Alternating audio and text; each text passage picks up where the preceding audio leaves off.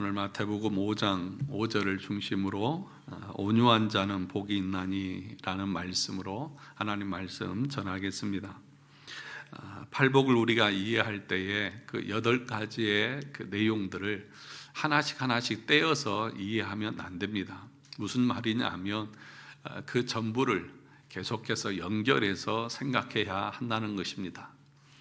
우리가 구원의 서정을 말할 때도 소명에서부터 영화까지 하나씩 떼어져 있는 것이 아니라, 구별되어 있는 것이 아니라 연결되어 있다는 것을 말씀드렸습니다. 그래서 윌리엄 퍼킨스는 이 구원의 서정을 황금 사슬이다, 구원의 황금 사슬이다, 그렇게 얘기했습니다. 그러니까 계속해서 고리처럼 연결이 되어져 있다는 것이죠. 그래서 첫 번째 복이 뭐였습니까? 심령이 가난한 자는 복이 있나니. 두 번째는요, 애통하는 자는 복이 있나니. 그리고 오늘 세 번째는 무엇입니까? 온유한 자는 복이 있나니. 이것이 하나씩 따로 떨어져 있는 그런 성품이나 특성이 아니라 계속해서 연결되어져 있다는 사실들을 잊지 말라는 것입니다. 이것은 첫 번째 심령의 가난함과 두 번째 애통함의 필연적인 결과로 주어지는 거룩한 성품입니다. 그것이 바로 온유함이라는 것입니다. 하나님께서는 우리에게 복을 주시기 위해서 심령을 가난하게 만드십니다.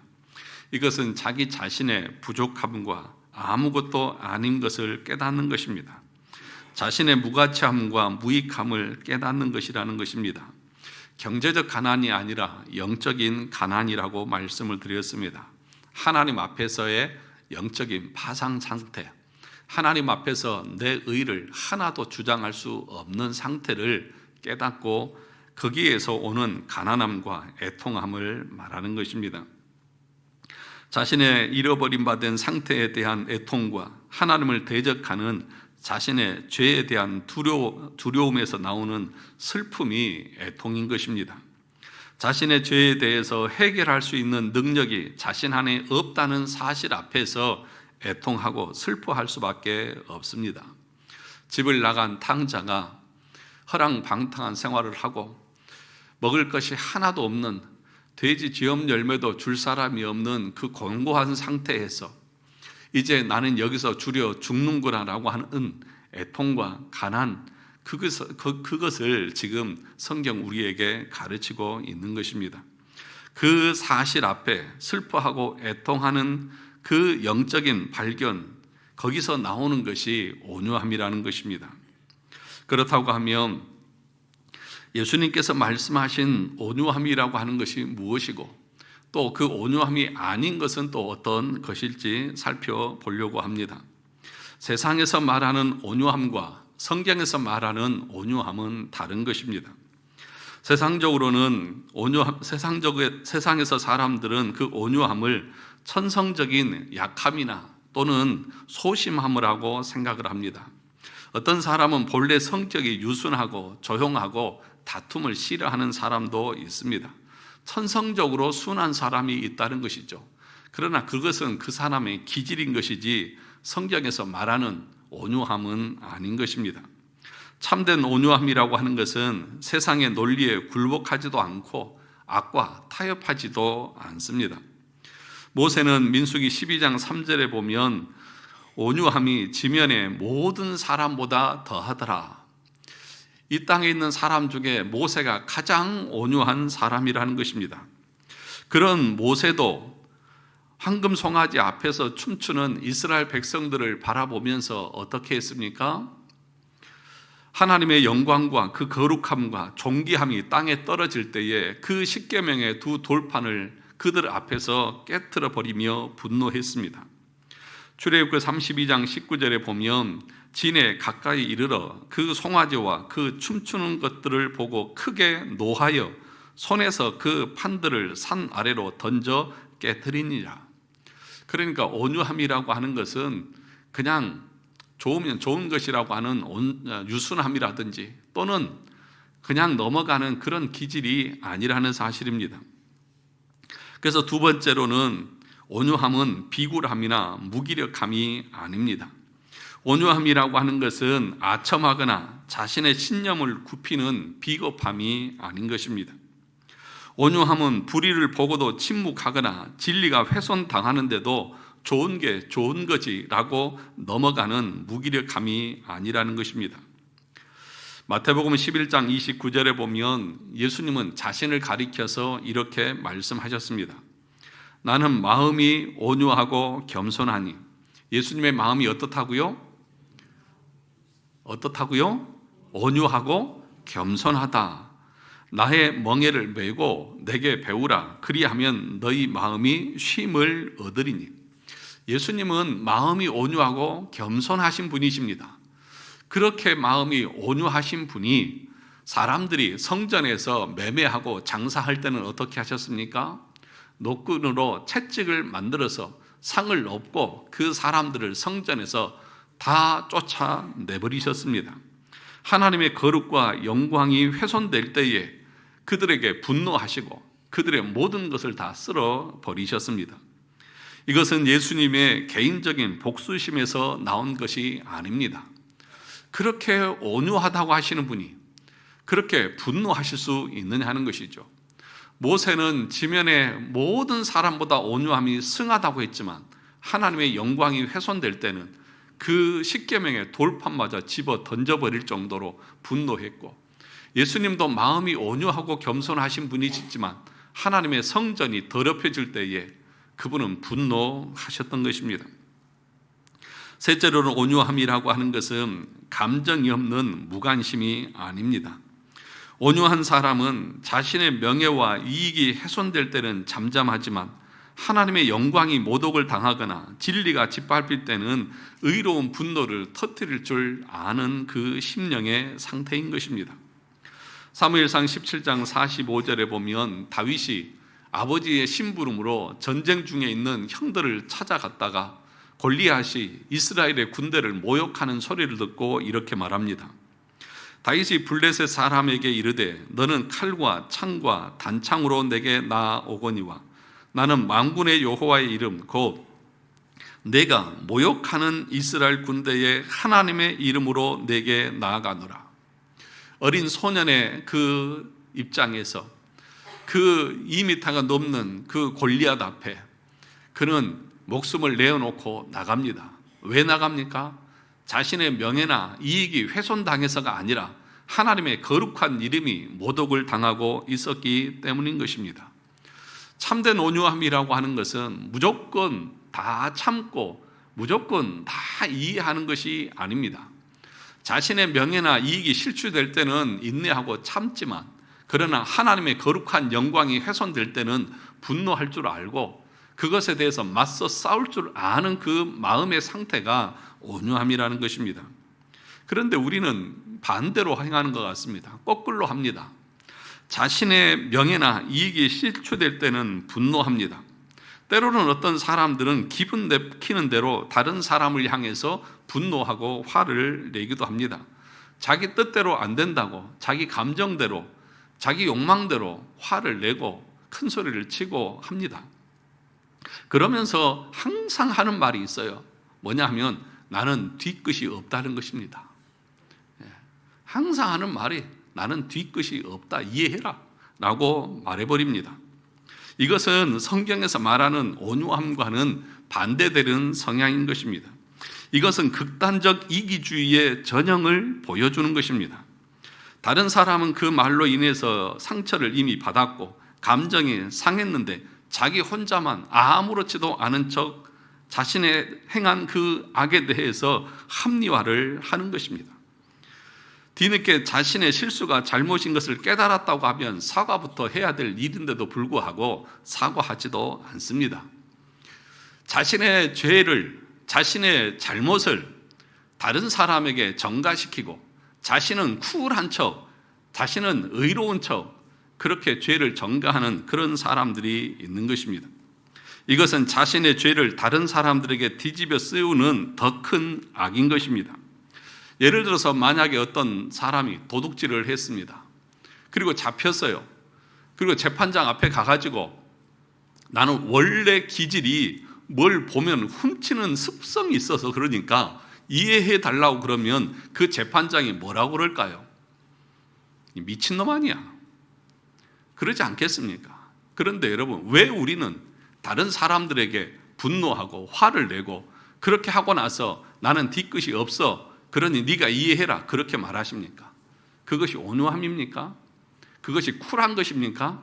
자신의 그 악과 그 죄악을 합리화하려고 하는 더 큰 악이라는 사실을 아셔야 합니다. 그러므로 여러분들이 분노하고 나서 이해해라가 아니라 여러분 자신을 통제할 수 있어야 한다는 것을 아셔야 합니다.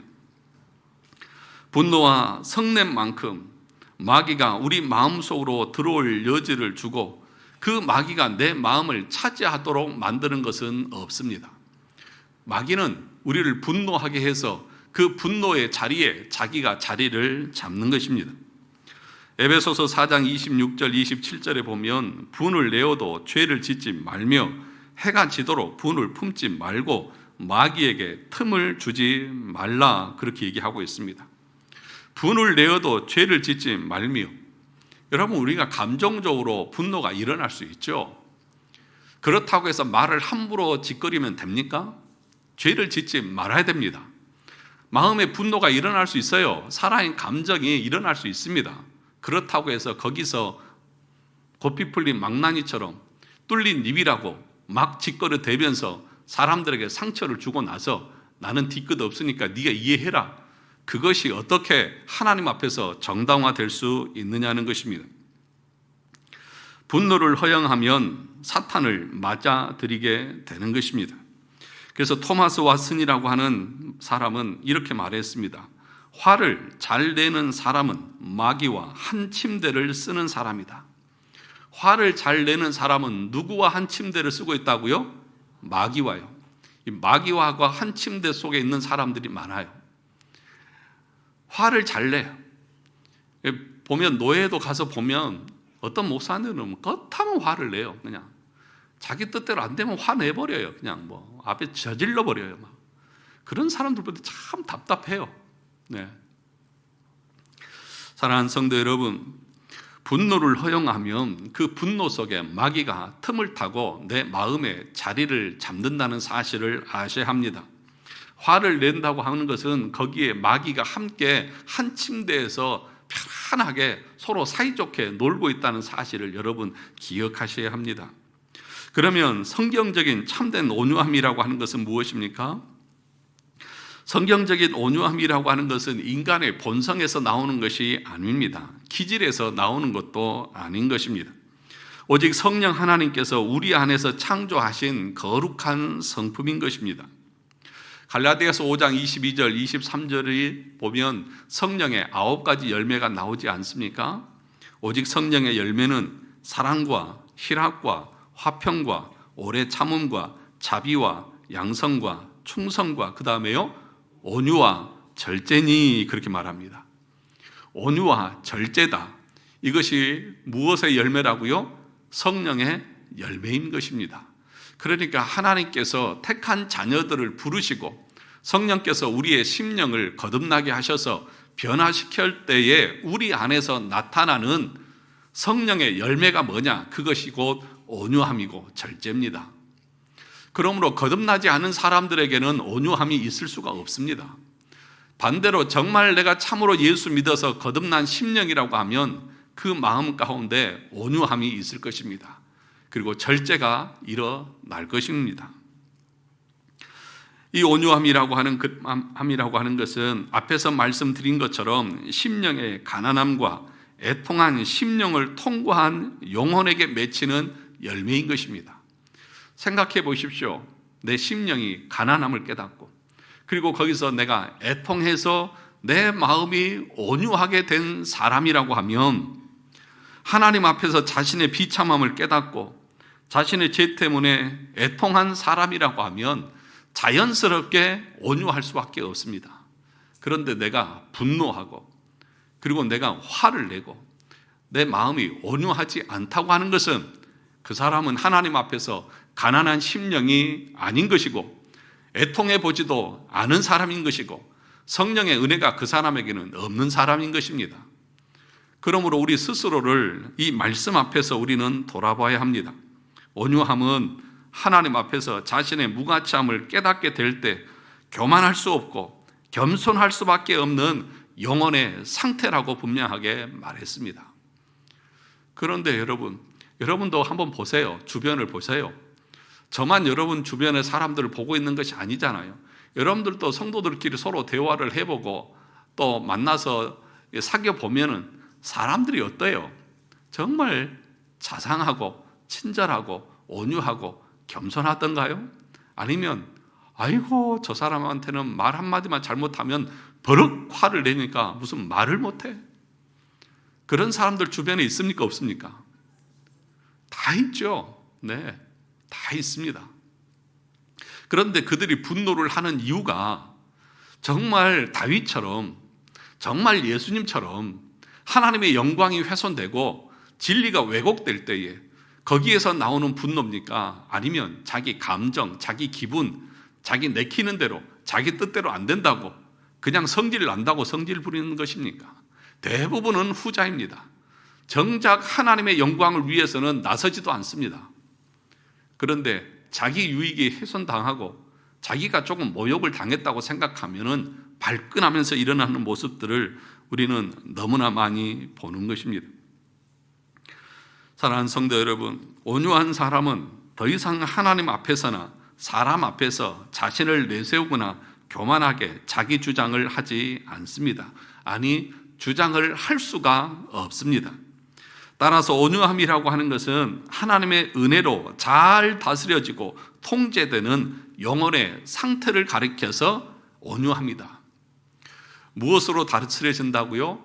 하나님 앞에서 하나님의 은혜로 내 영혼이 통제되는 그 상태가 온유함이라는 것입니다.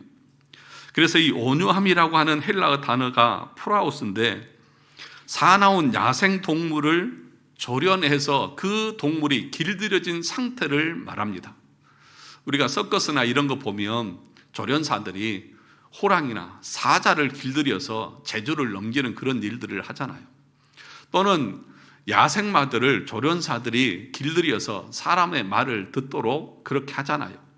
그것을 가리켜서 온유합니다. 그렇게 말합니다. 여러분, 본성적으로 우리는 온유하지 않습니다. 우리 본성의 기질은 사납습니다. 우리 본성의 기질은 교만합니다. 우리 본성은 극단적 이기주의에 사로잡혀 있습니다. 세상의 중심이 자기인 줄 압니다. 모든 것을 자기중심적으로 해석하고 판단합니다. 그래서 자기가 조금 자기 뜻대로 안 되면 온갖 성질을 다 부리는 것이 타락한 인간의 본성이라는 것입니다. 그런데 거듭난 영혼은 어떻습니까? 성령께서 그 영혼을 다스리고 훈련하고 조련해서 자기의 존재가 비참하고 가난한 것을 깨닫고 이제는 하나님 앞에서나 사람 앞에서도 교만할 수 없고 큰 소리 칠 수도 없고 자기 주장을 내세울 수도 없고 내가 너보다 더 잘났어 이런 말을 할 수가 없는 그 상태에서 나오는 것이 온유함이라고 분명하게 말하는 것입니다. 온유한 성품의 사람은 자기 안에 거역하는 육체의 본성과 자기만을 추구하는 이기심이 없어서 온유한 것이 아닙니다. 여전히 그 더러운 본성의 영향과 육체의 소욕이 있지만 그것이 이끄는 대로 반응하는 것이 아니라 성령께서 이끄시는 대로 내가 훈련되어지고 내가 길들여져 있어서 그것들을 죽이고 성령의 말씀대로 순종하는 그 모습의 그 상태를 온유함이라고 말하는 것입니다. 갈라디아서 5장 16절 17절에 보니까 이렇게 말합니다. 내가 이르노니 너희는 성령을 따라 행하라. 그리하면 육체의 욕심을 이루지 아니하리라. 육체의 소욕은 성령을 거스리고 성령은 육체를 거스르나니 이 둘이 서로 대적함으로 너희가 원하는 것을 하지 못하게 하려 함이라.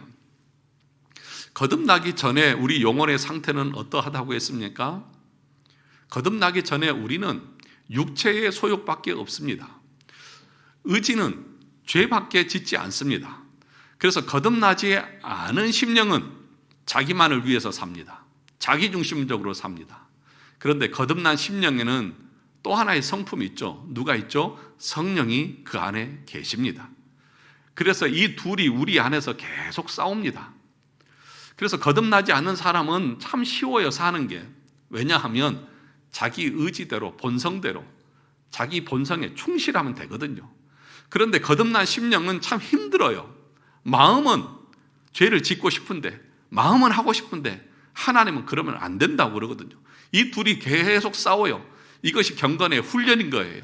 이것이 성화를 이루어가는 과정인 거예요. 그래서 거기서 나오는 것이 무엇이냐? 길들여지고 길들여지고 반복적인 훈련을 통해서 나오는 것이 곧 온유함인 것입니다. 그런데 이 온유함을 갖추지 못하는 그런 사람들이 많이 있는 것입니다. 그래서 이 온유함은 겸손과 뗄래야 뗄 수 없는 관계에 있습니다. 그래서 예수님도 마태복음 11장 29절을 다시 보시면 나는 마음이 온유하고 겸손하니, 마음이 어떻다고요? 온유하기도 하고 그 다음에 겸손하다. 그러니까 온유와 겸손이 같이 가는 거예요. 사도 바울도 에베소서 4장 2절에서 이렇게 말합니다. 모든 겸손과 온유를 하고, 무엇을 하라고요? 모든 겸손과 온유. 예수님은 온유하고 겸손하다. 사도 바울은 모든 겸손과 온유로 하고 오래 참음으로 사랑 가운데서 서로 용납하다. 여러분, 온유한 사람은 겸손합니다. 겸손한 사람이 온유한 것입니다. 그러므로 이 온유는 하나님의 은혜가 임한 증거고 거듭남의 증거이기도 한 것입니다. 거듭나지 않은 사람은 절대로 온유할 수 없고 겸손할 수도 없습니다. 겉으로는 온유할 척 할 수 있죠. 겉으로는 겸손한 척 할 수 있죠. 그런데 그것이 오래 못 갑니다. 곧 자기의 본성이 드러납니다. 조금만 기분이 나쁘면 참다 결국에는 어떻게 해요? 폭발을 하죠. 참다 폭발을 합니다. 자기 본성을 그대로 드러내는 것입니다. 하나님의 구원을 받은 사람 중에 온유하지 않은 사람은 없습니다. 온유한 사람치고 겸손하지 않은 사람이 없고 다른 사람들에게 친절하지 않는 사람이 없습니다.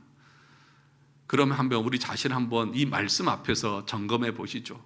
정말 나는 내 심령이, 내 성품이 정말 온유하십니까?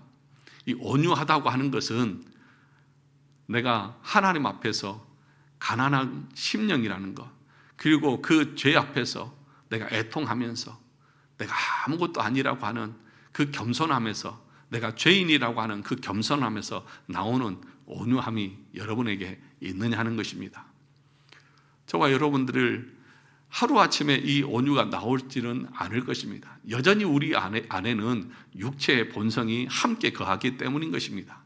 그런데 여러분, 분명하게 웨스트민스터 신앙 고백서에서는 뭐라고 말하냐 하면, 거듭난 심령 안에도 부패의 잔재가 남아 있어서 처음에는 그 죄가 우리를 이깁니다. 죄를 감당을 못합니다. 그래서 자꾸 넘어지고 실수하고 합니다. 그런데 뭐라고 말하느냐?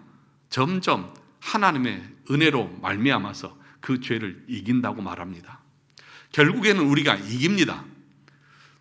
다른 말로 하면 정말 거듭난 심령은 시간이 가고 해가 가면 하나님의 은혜 가운데에서 그 악한 본성이, 그 타락한 이기주의가 점점점 잠재워지고 내 마음에 이타적인 마음과 온유하고 겸손한 마음, 사람들을 향해서 친절한 마음들이 점점 더 많아진다는 거예요.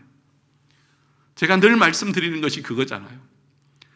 올해 다르고 내년이 달라야 되고, 내가 지금 평생을 신앙생활을 했는데도 여전히 내 마음이 교만하고 여전히 내 중심으로 살고 이기주의로 생각하고 그렇게 내 본성의 그 악함과 그 육체의 소욕을 여전히 쫓고 있다고 하면 분명하게 말하지만 내 영혼이 심각한 위기 가운데 있다는 사실들을 우리는 알아야 합니다. 3살 버릇 80까지 간다고요? 예, 세상은 그렇죠. 타락한 영혼은 3살부터 시작해서, 아니 태어날 때부터 죽을 때까지 그 본성대로 살죠. 그러나 하나님의 은혜를 경험하고 예수를 참으로 믿었다고 하면 그 본성은 바뀝니다. 거듭남의 은혜가 그 영혼을 뒤집어 엎습니다. 그리고 그 심령은 분명하게 그 열매로 어떻게 나타나는 거예요? 온유함으로 나타납니다. 겸손함으로 나타납니다. 여러분, 저와 여러분에게 그런 것이 있느냐고요. 저도 과거에 저 자신 젊었을 때 보면 정말 못돼 먹었던 것 같아요. 저 뒤에 저렇게 착하고 예쁜 아내에게 화도 내고 짜증도 부리고 분노도 하고 자식들에게도 그러고, 제 딸이 저기서 고개를 끄덕끄덕하고 있네요. 맞다고. 그런데 여러분, 지금은 제 딸이 그래요. 끄떡끄떡한 제 딸이 그래요. 많이 사람 됐다고. 저도 하나님의 말씀을 선포하는 것으로 끝나지 않고 저 자신을 돌아보는 말씀으로 삼고, 저도 그 말씀 앞에서 저 자신을 돌아보고 그 말씀대로 순종하려고 하는 그 삶을 저도 날마다 말씀을 공부하면서 저 자신에게 적용합니다. 내가 이러고도 목사가 맞나? 내가 이러고도 구원받은 사람이 맞나? 그런 회개를 하면서 날마다 주님의 은혜를 구하는 것이죠. 은혜가 아니면 안 되기 때문에 그런 것 아니겠습니까? 저와 여러분들이 이제 주님 앞에 설 날이 얼마 남지 않았습니다. 세월이 화살과 같이 지나가잖아요. 꽃과 같이 금방 시들잖아요. 아침 이슬처럼 금방 사라지는 것이 우리 인생이지 않습니까? 그러므로 우리 자신을 돌아보십시오. 정말 나는 온유한 성품의 사람인지, 정말 나는 겸손한 사람인지, 정말 서로를 대해서 마음을 다해서 친절을 베풀고 있는지. 우리가 십계명의 말씀을 우리가 공부하면서 항상 상반된 반대도 생각해야 한다고 말했습니다. 살인하지 말라, 그 말은 죽이지 말라는 그 말뿐만 아니라 다른 사람의 생명을 내가 할 수 있는 모든 것을 동원해서 보호하고 지키라는 것입니다. 도둑질하지 말라고 하는 것은 남의 것을 훔치지 말라는 것뿐만 아니라 다른 사람이 그 재산을 잘 지키고 보호할 수 있도록 적극적으로 도와주라는 것까지 포함되어져 있는 것입니다. 그러니까 저와 여러분들이 내가 다른 사람에게 화만 안 내면 되지가 아니라 정말 다른 사람을 위로하고 격려하고 사랑으로 품어주고, 정말 그 사람이 하나만 도와주세요 그럴 때 아니다, 내가 5개까지 도와줄게, 이런 마음으로 서로를 대하고 있느냐 하는 것이죠. 그것도 못하니, 그것도 모르니 라고 말하는 것이 아니라, 여러분, 우리 부모님들은 자녀들이 어릴 적에 엄마, 아빠 이게 뭐야? 그러면 뭐라고 했어요? 이거는 뭐란다, 이건 뭐란다. 그 다음 날도 엄마 이게 뭐야? 이건 뭐란다. 계속 물어봐도 계속 똑같이 자상하게 대답합니다. 그런데 애들은 늙은 부모가 애야 이거 어떻게 하니? 그러면 처음에는 가르쳐 주다가 다음에는 그것도 모르냐고, 몇 번을 가르쳐 줘야 되냐고, 알아서 하라고. 이게 타락한 본성이죠. 아직 인간이 덜 돼서 그런 거잖아요. 자녀들이 정말 하나님의 은혜로 거듭난 심령들은 어떻습니까? 10번을 물어봐도 100번을 물어봐도 자비롭게 온유한 마음으로 겸손하게 계속해서 친절을 베풀고 도와주는 그 마음의 상태를 우리가 가지고 있어야 될 것 아니냐 하는 것입니다. 그런데 여러분, 이게 억지로 됩니까? 안 되잖아요. 하나님의 은혜가 있는 사람만 이것이 가능한 것입니다. 그런데 이 온유라고 하는 것은 2가지 방향으로 나갑니다. 첫째는 하나님을 향해서, 둘째는 사람을 향한 온유가 다른 것입니다. 하나님을 향한 온유한 모습은 뭐냐 하면 하나님의 뜻에 대한 순종과 하나님의 말씀에 대한 유순함으로 드러나는 것입니다. 경건한 슬픔은 마음을 누그러지게 하고 하나님의 말씀을 쉽게 받아들이게 합니다. 그러니까 정말 온유한 사람, 하나님께서 온유하게 하신 사람은 그 하나님의 말씀과 뜻 앞에 순종하려고 합니다. 그리고 하나님의 말씀이 선포될 때에 그 말씀을 온유함으로 받습니다. 야고보서 1장 21절에 보니까 그러므로 모든 더러운 것과 넘치는 악을 내버리고 너희 영혼을 능히 구원할 바 마음에 심어진 말씀을 온유함으로 받으라. 어떻게 받으라고요? 온유함으로 받으라. 하나님의 말씀을 온유함으로 받으라. 그 하나님의 말씀을 온유함으로 받는다고 하는 것은 그 말씀 앞에 순종하고 그 하나님의 뜻이 나를 통해서 이루어지기를 바라는 마음으로 그 하나님의 말씀을 받는 것입니다. 심지어는 그 하나님의 말씀이 내 생각과 내 뜻과 다르다 할지라도, 때로는 하나님의 주권과 섭리가 나를 고통스럽게 하고 힘들게 한다 할지라도 하나님의 뜻 앞에서 불평하거나 원망하거나 교만하게 큰 소리 치지 않는 것입니다. 욥처럼 고난 속에서도 주신 이도 여호와시고 거두신 이도 여호와이시니 라고 고백하면서 하나님을 향해서 불평이나 원망하지 않습니다. 우리의 삶을 한번 돌아보시죠. 우리는 얼마나 하나님을 향해서 원망하고 불평합니까? 내가 하나님을 향해서 한 것이 얼만데 하나님 왜 나에게 이렇게 하십니까? 아니요. 하나님은 공의롭고 정의로우십니다. 하나님은 우리를 향해서 가장 좋은 것으로 섭리하시는 하나님이십니다. 아멘 하시는 분이 한 분도 없으세요. 하나님의 뜻은 다 옳습니다. 그래도 아멘을 안 하시네. 하나님이 우리를 향하신 것은 우리를 향한 가장 좋은 것으로 주시는 분이십니다. 비록 내가 질병이 들리고, 비록 내가 사고를 당하고, 비록 내가 원하는 뜻대로 되지 않는다 할지라도 하나님은 공의로우시고 정의로우시고 나를 향해서 가장 좋은 것으로 주시는 분이라고 하는 이 믿음, 이 확신, 이것이 온유한 사람에게는 있는 것입니다. 왜 사람이 계획이 없고 뜻이 없겠습니까? 자기 생각들이 다 있죠.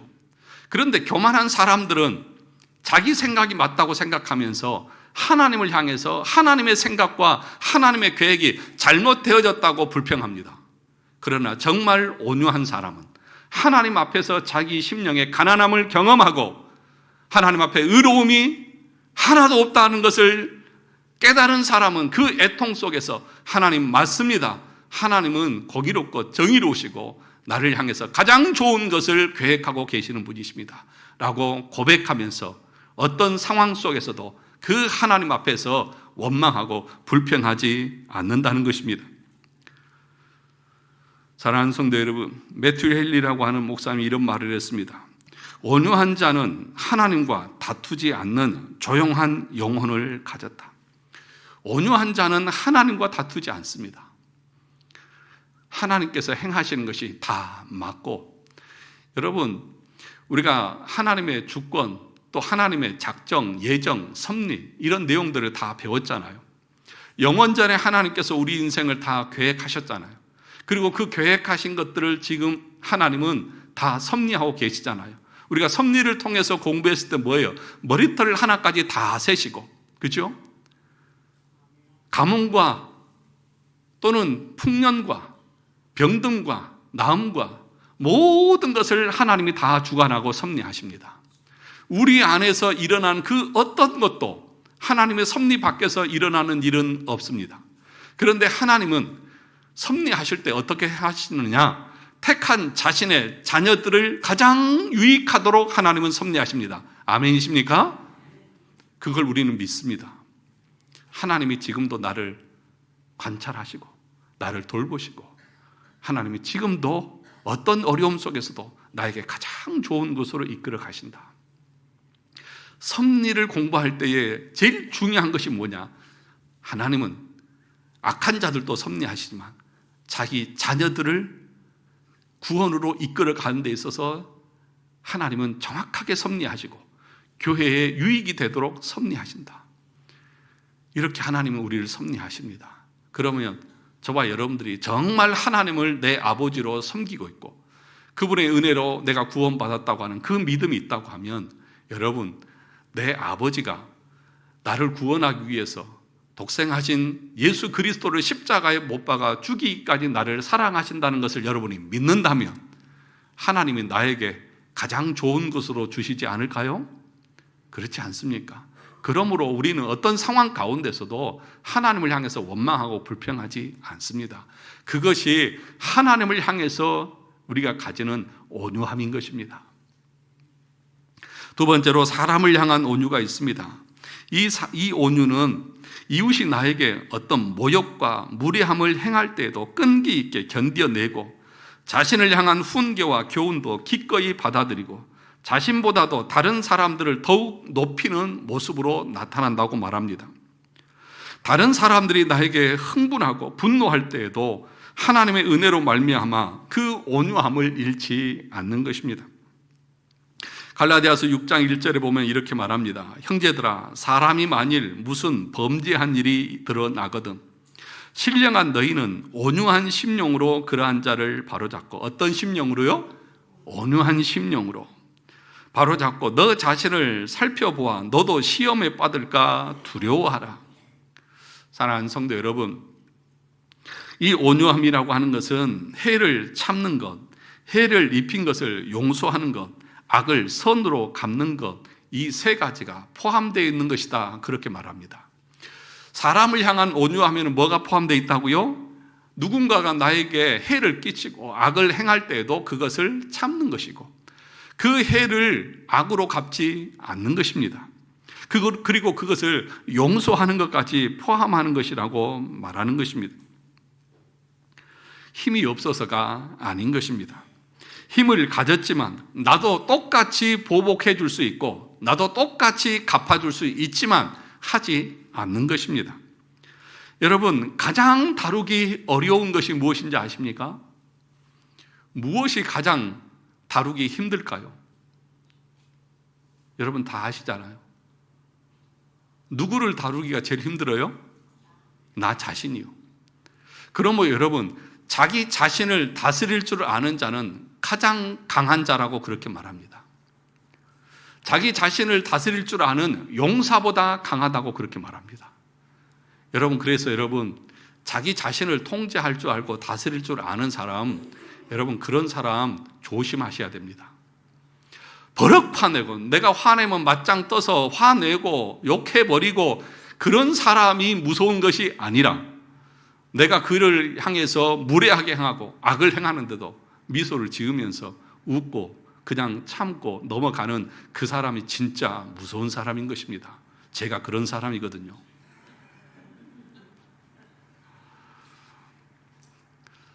사랑하는 성도 여러분, 이것은 내 기질에서 나오는 것이 아니라 하나님의 은혜에서 나오는 것이고 하나님의 말씀을 깨달음에서 나오는 것입니다. 하나님께서 온유가 무엇인지를 우리에게 가르쳐 주십니다. 그러므로 그것들을 나는 구해야 되고 그것들을 내 삶에서 훈련해서 누가 나에게 비방을 하고 비난을 하고 조롱을 한다 할지라도 그것에 내가 요동치지 않고 그저 나는 하나님 앞에서 그것들에 대해서 반응하지 않는 것입니다. 여러분, 매튜 헨리라고 하는 사람은 온유한 자는 자신의 분노를 다스릴 줄 아는 사람이라고 말했고, 다른 사람의 분노를 잠재울 줄 아는 사람이라고 했습니다. 이것은 나약함이 아닙니다. 오히려 이것은 성령 안에서만 가능한 가장 강력한 자기 통제고 영적인 강인함인 것입니다.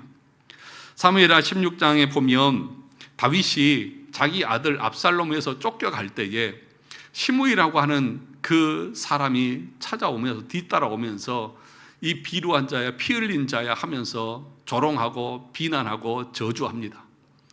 왕을 향해서 그렇게 저주합니다. 그럴 때 주변에 있던 신하들이 가서 죽이겠다고 말합니다.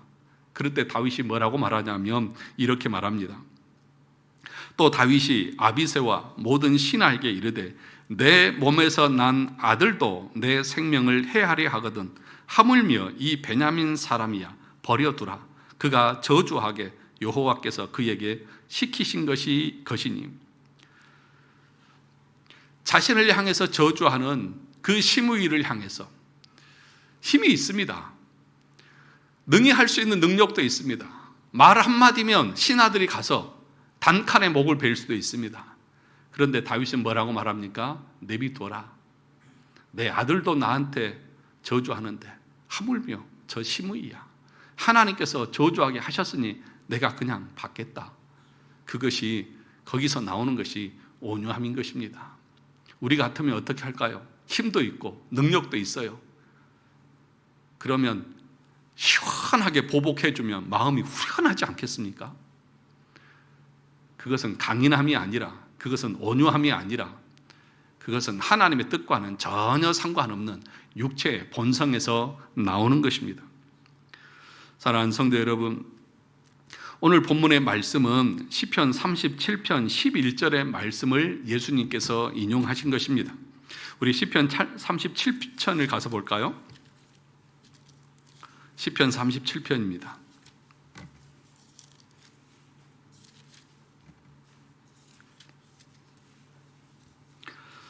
시편 37편 11절입니다. 다 찾으셔서 같이 한번 읽어보겠습니다. 시작. 그러나 온유한 자들은 땅을 차지하며 풍성한 화평으로 즐거워하리로다. 여기 37절에 보면 이 온유한 자가 땅을 차지할 것이라고 하는 내용이 여러 번 반복됩니다. 9절에서도 여호와를 소망하는 자가 땅을 차지한다고 말하고 11절은 말했고 22절에서도 주의 복을 받는 자가 땅을 차지한다고 말하고 29절에는 의인이 땅을 차지한다고 말하고 34절에는 하나님을 바라보고 그 도를 지키는 자가 땅을 차지한다 그렇게 말합니다. 그러니까 이런 것들 다 정리해 보면 여호와를 바라보고 소망하면서 그 도를 지키는 자가 온유한 자고 의인이며 복을 받는 자로 땅을 차지한다 이렇게 우리가 정리할 수 있습니다. 그러면 이렇게 온유함으로 하나님을 바라보고 소망하고 있는데 그러면 이 상황이 어떤 상황에서 하나님 앞에서 온유한 상태로 그 마음이 정리되어져 있느냐? 여러분 1절을 한번 보시죠. 37장 1절을 보시면 같이 한번 읽어볼까요? 시작. 악을 행하는 자들 때문에 불평하지 말며 불의를 행하는 자들을 뭐하지 말라? 시기하지 말지니라. 7절과 8절도 보면 이렇게 말합니다. 여호와 앞에 잠잠하고 참고 기다리라. 자기 길이 형통하며 그 다음에 악한 꾀를 이루는 자 때문에 뭐하지 말라? 불평하지 말지라. 분을 그치고 노를 버리며 불평하지 말라. 오히려 악을 만들 뿐이라 그렇게 말합니다. 12절을 보면 악인이 의인치기를 뭐하고요? 꾀하고 그를 향하여 그의 일을 가하는도다. 14절 보면 악인이 칼을 빼고 활을 당겨 가난하고 궁핍한 자를 엎드러뜨리며 행위가 정직한 자를 죽이고자 하나 그렇게 말합니다. 32절을 보시죠. 악인이 의인을 엿보아 뭐한다고요? 살해할 기회를 찾으나. 35절을 보시죠. 내가 악인의 큰 세력을 본즉 그 본래의 땅에 서 있는 나무잎이 무성함과 같으나. 한마디로 말하면 지금 오늘 예수님께서 11절의 말씀을 인용하면서 온유한 자는 복이 있다고 말했는데 그런 사람이 땅을 기업으로 차지할 것이라고 말했는데 그 배경이 어떤 거예요? 1절에 보니까 악한 자들이요. 악한 자들이 들끓어요. 자기를 죽이려고 해요. 자기를 죽이기 위해서 숨어서 지금 기다리고 있어요. 그런데 오히려 악한 자들 어때요? 푸르고 푸르러서 아주 흥황하고 있어요. 여러분 이런 상황이라고 하면 여러분 같으면 어떻겠어요? 하나님 어쩜 이럴 수가 있습니까? 어떻게 이렇게 온유하고 하나님을 소망하고 기대하는 사람들은 이렇게 악한 자들에게 고난을 겪고 저 악한 자들은 어떻게 저렇게 떵떵거리면서 승승장구할 수 있느냐고요. 여러분 그런 상황에서도 하나님은 뭐라고 말씀하십니까? 온유한 자는 복이 있다. 저들이 땅을 기업으로 받을 것이다. 무슨 얘기냐면요, 이 악한 자들이 그 악을 통해서 승승장구하고 떵떵거리며 살지만 그들이 면적으로 땅은 많이 차지하고 권력은 많이 차지하고 있을지는 모르지만 이런 사람들에게는 진정한 소망도 진정한 평화도 없다라고 지금 말씀하는 거예요.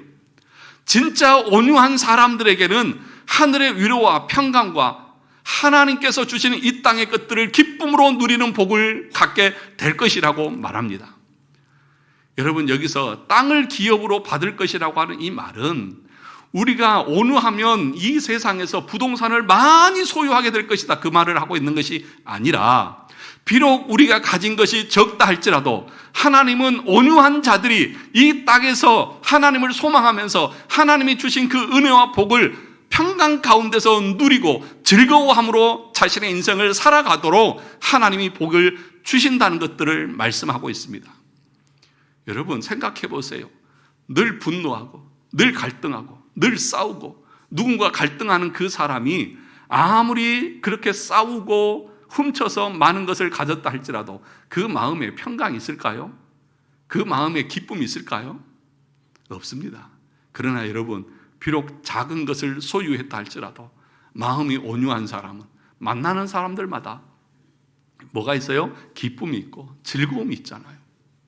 그것이 1차적으로 하나님께서 믿는 자들에게 이 땅에서 주시는 하나님의 복입니다. 그런데 그것으로 끝나지 않습니다. 무엇으로 끝납니까? 영원한 하나님의 나라요. 그 하나님의 나라에서 영광 중에 주님과 함께 사는 은혜를 누리겠다고 말씀하고 약속하고 계시는 것입니다. 이 땅의 것을 아무리 많이 가져도 온유하지 않은 사람은, 여러분, 이 땅의 것은 어떻게 됩니까? 다 불타버리고 다 썩어질 것입니다.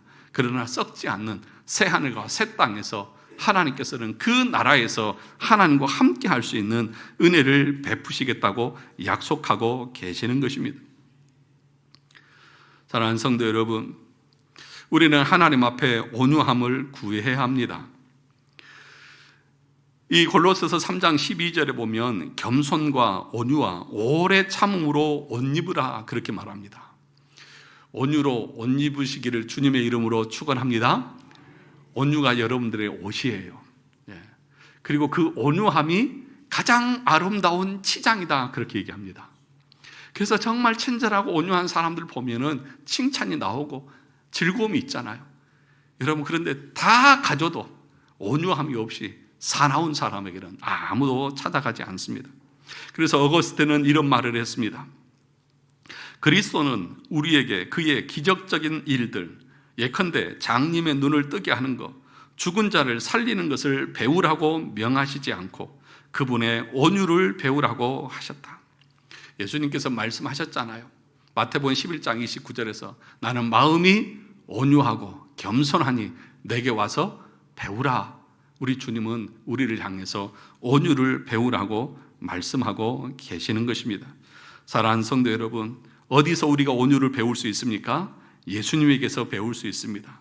그 예수님은 온 우주의 주인이시지만 가장 낮은 마구간에 오셨고 아무 죄가 없으시면서도 우리를 위해서 십자가에서 모든 모욕과 멸시를 다 받으셨습니다. 그것을 받으시면서도 우리 주님은 털 깎는 자 앞에서 잠잠하셨고 자신을 치는 자 앞에서 욕을 욕으로 갚지 않으셨습니다. 그것이 우리 주님께서 우리에게 보여주신 온유인 것입니다. 사랑하는 성도 여러분, 우리의 힘으로는 결코 온유해질 수 없습니다. 그러나 우리가 날마다 나의 교만을 십자가에 못 박고 온유하신 주님을 바라보고 그분과 연합할 때에 성령께서 우리 안에서 우리의 성품을 온유하게 다스리시고 만들어 가실 것입니다. 주님의 은혜를 의지하면서 우리의 모습이 오늘 세 번째 복인 온유한 자는 뭐가 있다고요? 복이 있나니 저희가 땅을 기업으로 얻을 것이다 라고 하시는 이 약속의 말씀처럼 저 영원한 나라에서 그 땅을 차지하고 주님과 함께하는 그 복을 누리는 우리 성도들이 다 되시기를 주님의 이름으로 축원합니다.